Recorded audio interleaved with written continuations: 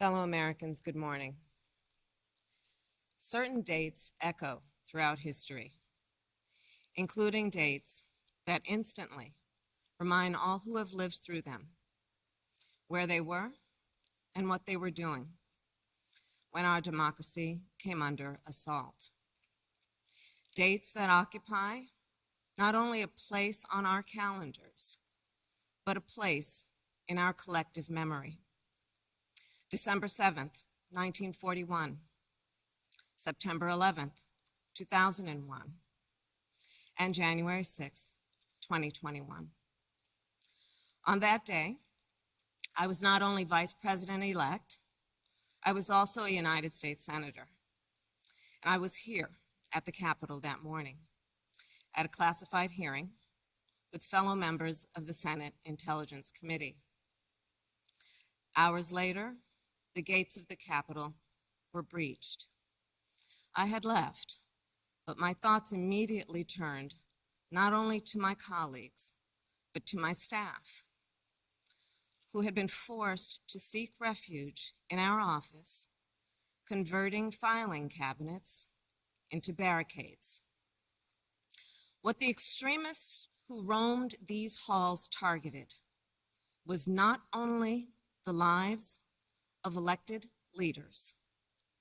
What they sought to degrade and destroy was not only a building, hallowed as it is.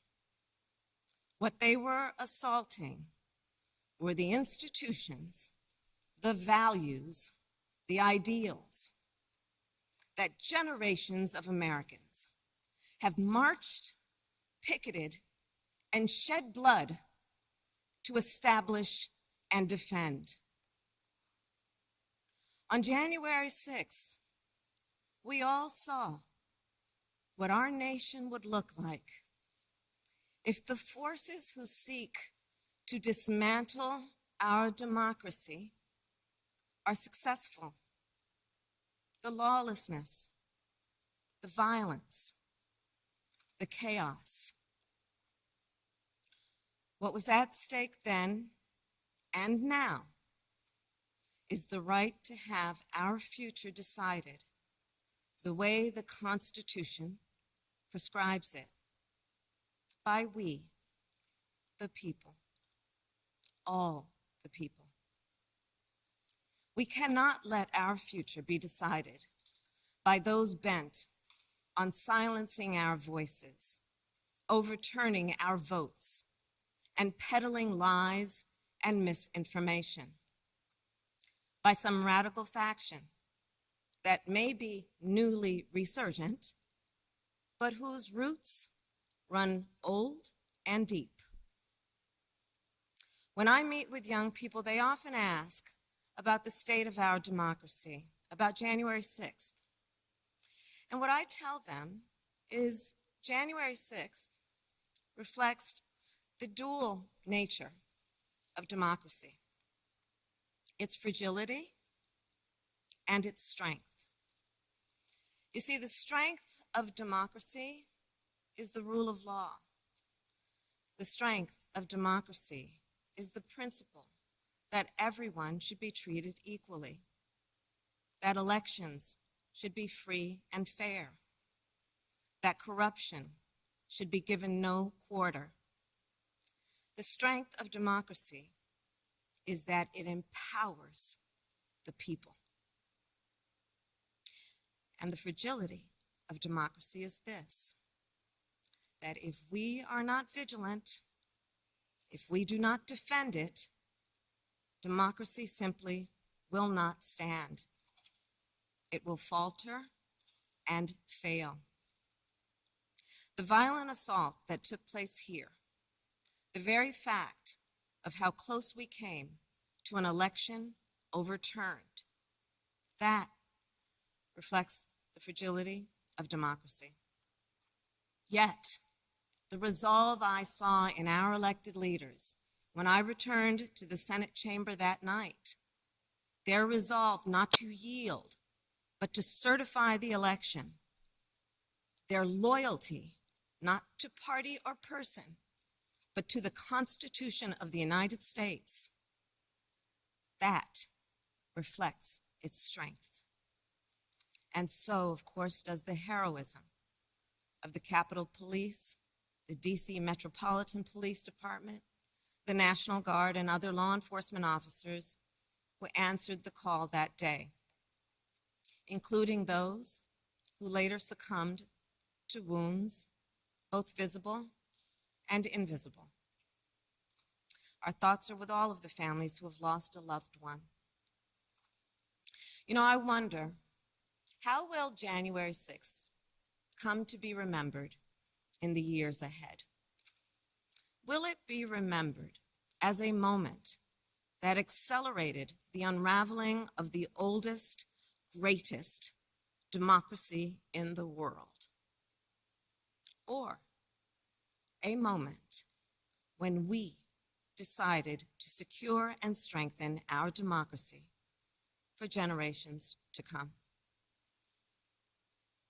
The American spirit is being tested. The answer to whether we will meet that test resides where it always has resided in our country, with you, the people. And the work ahead will not be easy. Here in this very building, a decision will be made about whether we uphold the right to vote and ensure free and fair elections. Let's be clear, we must pass the voting rights bills that are now before the Senate. And the American people must also do something more. We cannot sit on the sidelines.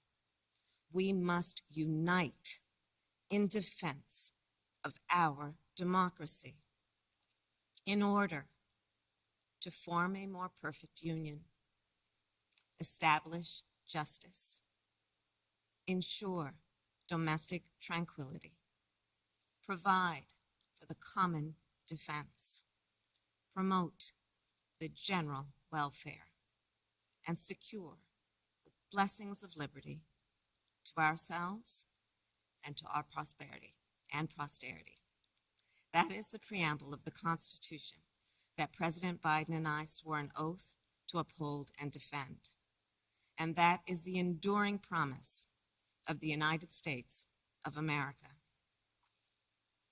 My fellow Americans, it is my honor to introduce a public servant with the character and fortitude to meet this moment, a leader whose life's work has been moving our nation toward that more perfect union, President Joe Biden.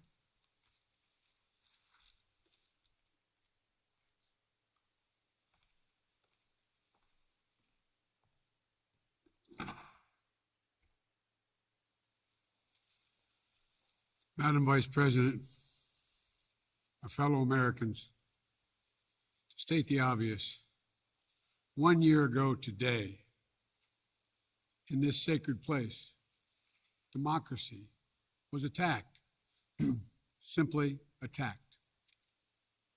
The will of the people was under assault. The Constitution, our Constitution, faced the gravest of threats. Outnumbered in the face of a brutal attack, the Capitol Police, the DC Metropolitan Police Department, the National Guard, and other brave law enforcement officials saved the rule of law. Our democracy held. We, the people, endured. We, the people, prevailed. For the first time in our history, a president had not just lost an election, he tried to prevent the peaceful transfer of power as a violent mob breached the Capitol. But they failed. They failed. And on this day of remembrance, we must make sure that such attack never happens again. I'm speaking to you today from Statuary Hall in the United States Capitol. This is where the House of Representatives met for 50 years in the decades leading up to the Civil War. This is on this floor. It's where young Congressman from Illinois, Abraham Lincoln, sat at desk 191 Above him, above us, over that door leading into the rotunda, is a sculpture depicting Cleo, the muse of history. In her hands, an open book in which she records the events taking place in this chamber below. Cleo stood watch over this hall 1 year ago today, as she has for more than 200 years. She recorded what took place, the real history, the real facts, the real truth, the facts and the truth that Vice President Harris just shared, and that you and I and the whole world saw with our own eyes. The Bible tells us that we shall know the truth, and the truth shall make us free. We shall know the truth. Well, here is the God's truth about January 6, 2021. Close your eyes. Go back to that day. What do you see?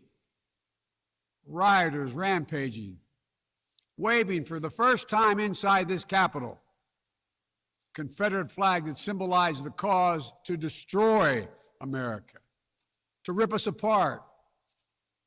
Even during the Civil War, that never, ever happened. But it happened here in 2021. What else do you see? A mob breaking windows, kicking in doors, breaching the Capitol. American flags on poles being used as weapons, as spears. Fire extinguishers being thrown at the heads of police officers. A crowd that professes their love for law enforcement assaulted those police officers, dragged them, sprayed them, stomped on them. Over 140 police officers were injured. We all heard the police officers who were there that day testify to what happened. One officer called it, quote, a medieval battle, and that he was more afraid that day than he was fighting the war in Iraq. They've repeatedly asked since that day, how dare anyone diminish, belittle, or deny the hell they were put through. We saw with our own eyes. Rioters menaced these halls, threatening the life of the Speaker of the House, literally erecting gallows to hang the Vice President of the United States of America. But what did we not see? We didn't see a former president who had just rallied the mob to attack, sitting in the private dining room off the Oval Office in the White House, watching it all on television and doing nothing for hours as police were assaulted, lives at risk, the nation's capital under siege. This wasn't a group of tourists. This was an armed insurrection. They weren't looking to uphold the will of the people. They were looking to deny the will of the people. They weren't looking to uphold a free and fair election. They were looking to overturn one. They were looking to save the cause of America. They were looking to subvert the Constitution. This isn't about being bogged down in the past. This is about making sure the past isn't buried. That's the only way forward. That's what great nations do. They don't bury the truth. They face up to it. Sounds like hyperbole, but that's the truth. They face up to it. We are a great nation. My fellow Americans, in life there's truth, and tragically there are lies. Lies conceived and spread for profit and power. We must be absolutely clear about what is true and what is a lie.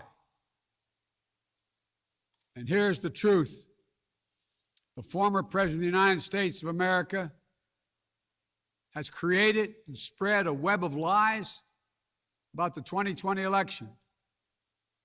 He's done so because he values power over principle, because he sees his own interest is more important than his country's interest, than America's interest. And because his bruised ego matters more to him than our democracy or our Constitution, he can't accept he lost, even though that's what 93 United States senators, his own attorney general, his own vice president, governors and state officials in every battleground state have all said he lost. That's what 81 million of you did as you voted for a new way forward. He has done what no president in American history, the history of this country, has ever done. He refused to accept the results of an election and the will of the American people.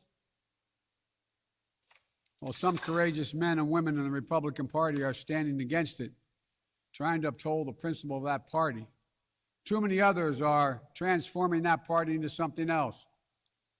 They seem no longer to want to be the party of Lincoln, Eisenhower, Reagan, the Bushes. But whatever my other disagreements are with Republicans who support the rule of law and not the rule of a single man, I will always seek to work together with them to find shared solutions where it's possible. Because if we have a shared belief in democracy, then anything is possible. Anything. And so at this moment, we must decide, what kind of nation are we going to be? Are we going to be a nation that accepts political violence as a norm? Are we going to be a nation where we allow partisan election officials to overturn the legally expressed will of the people? Are we going to be a nation that lives not by the light of the truth, but in the shadow of lies? We cannot allow ourselves to be that kind of nation. The way forward is to recognize the truth and to live by it. The big lie being told by the former president and many Republicans who fear his wrath is that the insurrection in this country actually took place on Election Day, November 3rd, 2020. Think about that. Is that what you thought? Is that what you thought when you voted that day? Taking part in an insurrection? Is that what you thought you were doing? Or did you think you were carrying out your highest duty as a citizen and voting? The former president's supporters are trying to rewrite history. They want you to see Election Day as the day of insurrection. And the riot that took place here on January 6th as a true expression of the will of the people. Can you think of a more twisted way to look at this country, to look at America? I cannot. Here's the truth.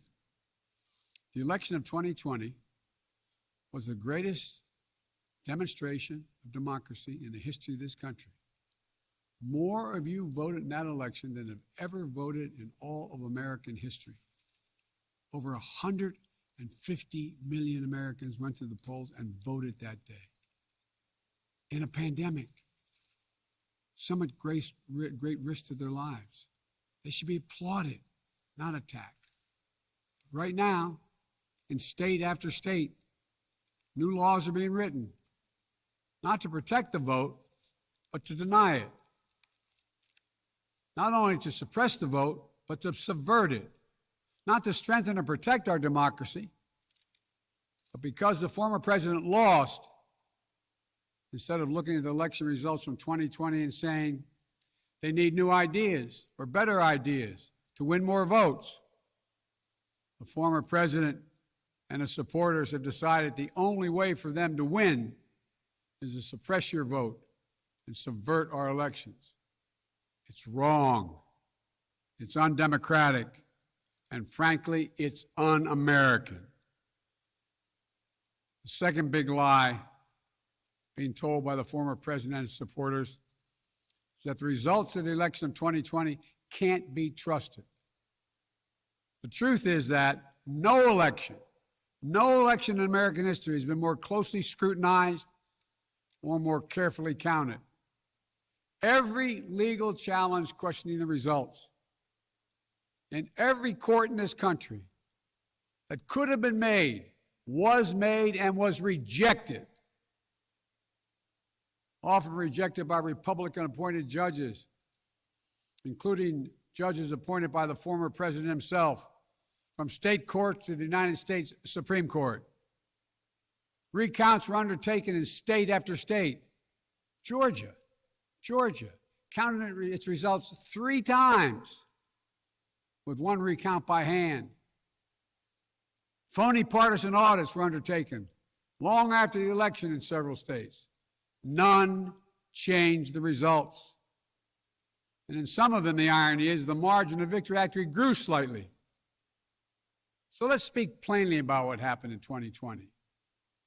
Even before the first ballot was cast, the former president was preemptively sowing doubt about the election results.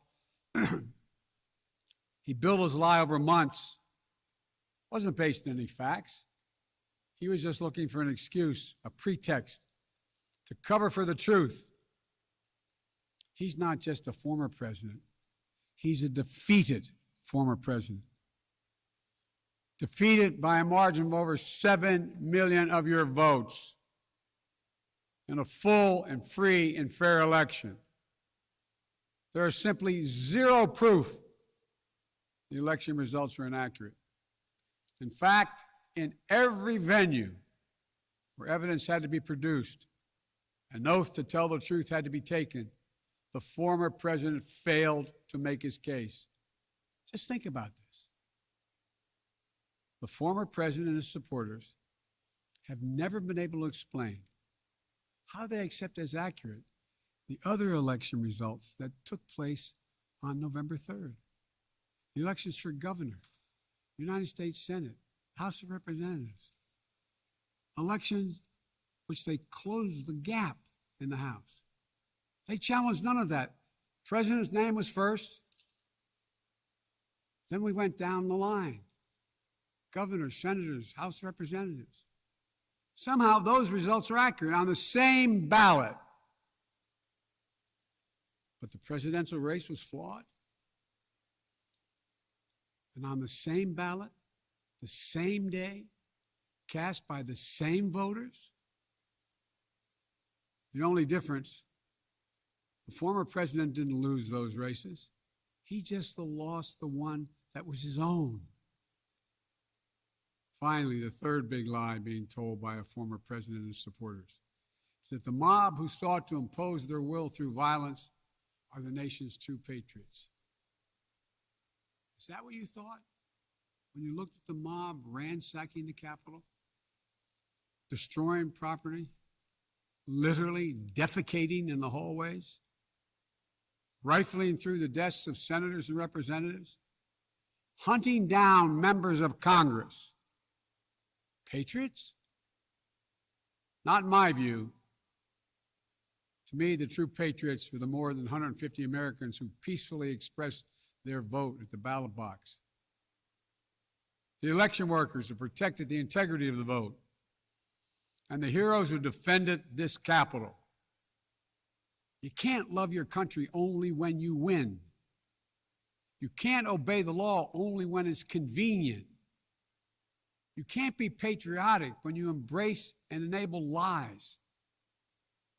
Those who stormed this Capitol, and those who instigated and incited, and those who called on them to do so, held a dagger at the throat of America, at American democracy. They didn't come here out of patriotism or principle. They came here in rage, not in service of America, but rather in service of one man. Those who incited the mob, the real plotters who were desperate to deny the certification of this election, defy the will of the voters. But their plot was foiled. Congressmen, Democrats, and Republicans stayed. Senators, representatives, staff, they finished their work the Constitution demanded. They honored their oath to defend the Constitution against all enemies, foreign and domestic. Look, folks, now it's up to all of us, to we the people, to stand for the rule of law, preserve the flame of democracy, to keep the promise of America alive. That promise is at risk, targeted by the forces that value brute strength over the sanctity of democracy, fear over hope, personal gain over public good. Make no mistake about it, we're living at an inflection point in history, both at home and abroad. We're engaged anew in a struggle between democracy and autocracy, between the aspirations of the many and the greed of the few, between the people's right of self-determination and the self-seeking autocrat. From China to Russia and beyond, they're betting that democracy's days are numbered. They've actually told me democracy is too slow, too bogged down by division to succeed in today's rapidly changing, complicated world.